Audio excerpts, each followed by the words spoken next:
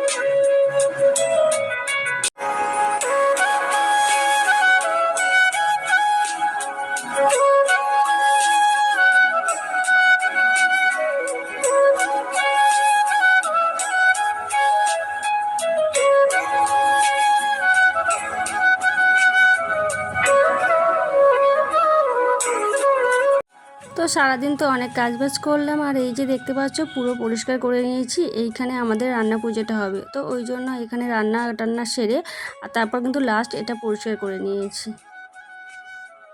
সারাদিন ঘর পরিষ্কার করতে গিয়ে কিন্তু সারা দিনটা আমার কেটে গেল, আর এখনও কিন্তু স্নান হয়নি, খাওয়া দাওয়াও হয়নি। তো এখন ঘড়িতে বাজে 3:30 মতো বেজে গেছে।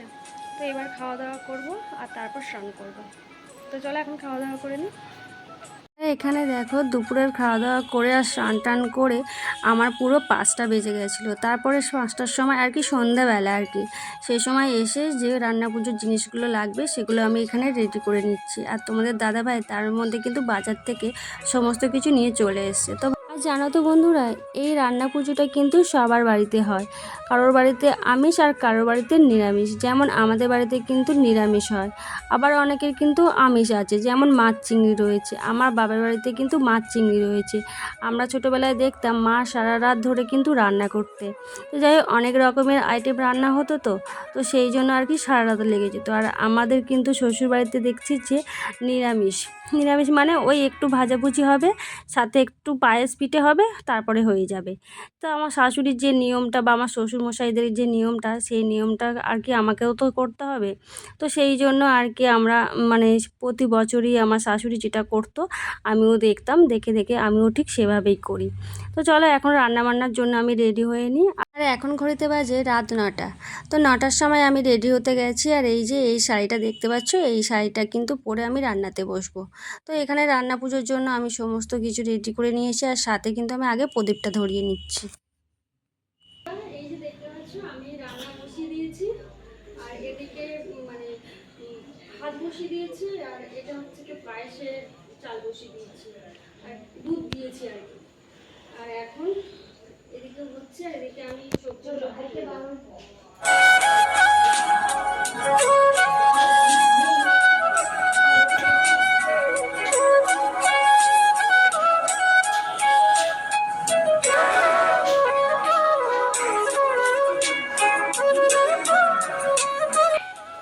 হাতে সমস্ত কিছু রান্না রেডি করে আর আমি রান্নায় শেষ করেছিলাম তখন বাজে 12:30। তো 12:30টার সময় আমার রান্নাটা শেষ হয়েছে। আর তাই চলো আজকে তোমাদেরকে দেখাই আমি আজকে রান্না পুজোতে কী রান্না করলাম। এই যে দেখতে পাচ্ছ পান্তা করেছি, সঙ্গে রয়েছে কিন্তু পায়েস, ডাল চচ্চড়ি আর কিন্তু সব ভাজাভুজি। আর এখানে রয়েছে 2 রকম পিঠে, তেলের পিঠে আর কলার পিঠে। তো আজকে ভিডিওটা তোমাদের কেমন লাগলো অবশ্যই জানিও। এখানে আমি ভিডিওটা শেষ করছি, তোমরা সবাই খুব ভালো থেকো।